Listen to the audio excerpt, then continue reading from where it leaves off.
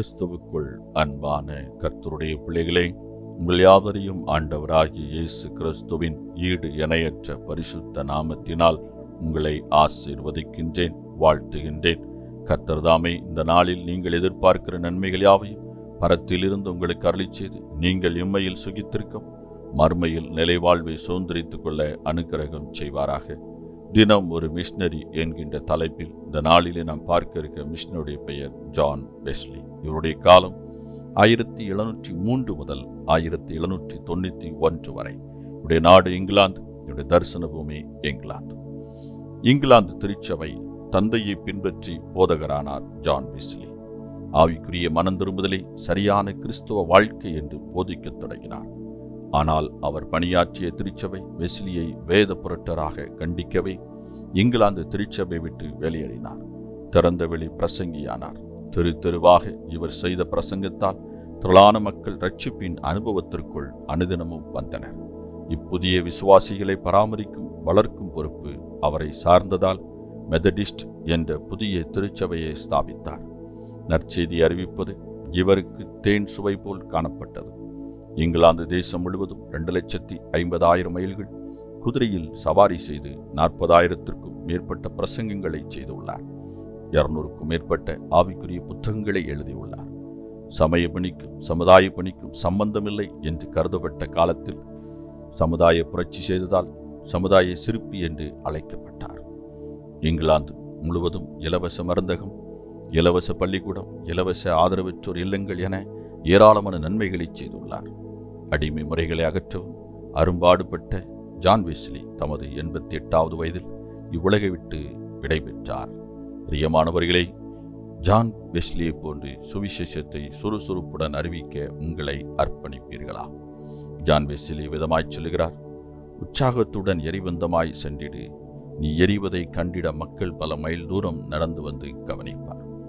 பிரியமானவர்களே, John Wesley ஒரு தேசத்தின் ஜனாதிபதி, ஒரு தேசத்தின் பிரதமர், இல்லை என்றால் ஒரு நாட்டின் அரசன்.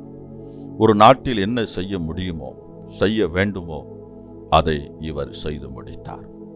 கிறிஸ்தவ வாழ்க்கை என்பது சடங்காச்சாரங்களும் கோட்பாடுகளும் மட்டும் நிறைந்ததாக இருக்கக்கூடாது. அது வாழ்க்கை முறையில் வெளிப்பட வேண்டும். ஆம், உள்ளான மனிதன் முழுவதுமாக பரிசுத்தமாயிருக்க வேண்டும். உள்ளான மனிதன் கிறிஸ்துவை ஆராதிக்க வேண்டும். உள்ளான மனிதனில் பெரிய மாற்றம் உண்டாக வேண்டும். இதுதான் கிறிஸ்தவ ஜீவியம்.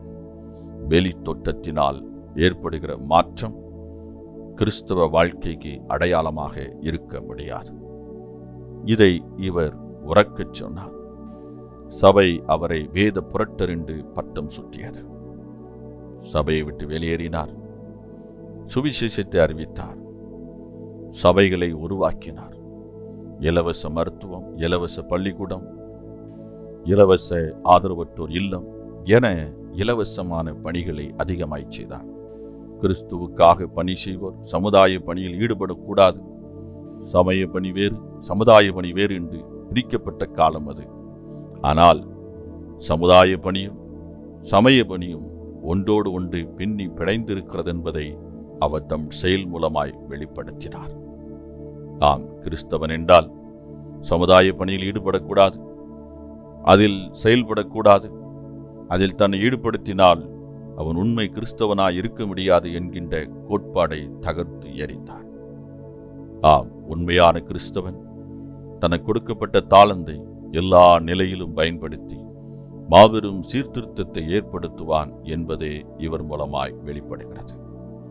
பிரியமானவர்களே, நீங்கள் எப்படி இருக்கிறீர்கள்? உங்களால் இந்த சமுதாயத்தில் மாற்றம் ஏற்பட நீங்கள் உங்கள் வாழ்க்கையில் ஏதாவது ஒன்றை செய்திருக்கிறீர்களா? செய்ய நினைக்கிறீர்களா?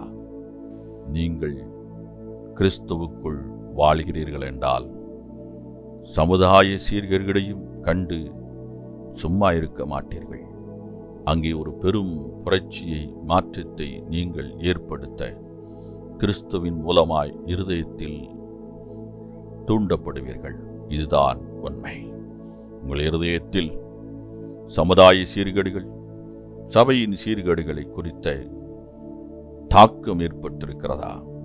பாரம் உங்கள் இருதயத்தை நிரப்பியிருக்கின்றதா? சிந்தித்து பாருங்கள். முழங்காலை முடக்கி ஜெபியுங்கள்.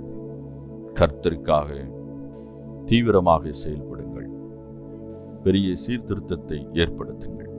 கர்த்தர் தாமே உங்களை ஆசீர்வதிப்பாராக. இந்த நாளின் தியானத்துக்குரிய வேத பகுதி லேவியராகமம் 7ஆம் அதிகாரம், சங்கீதம் 107, 1 கொரிந்தியர் 15ஆம் அதிகாரம். இந்த வேத பகுதிகளை வாசித்து கர்த்தருடைய ஆசீர்வாதத்தை பெற்றுக்கொள்ளுங்கள்.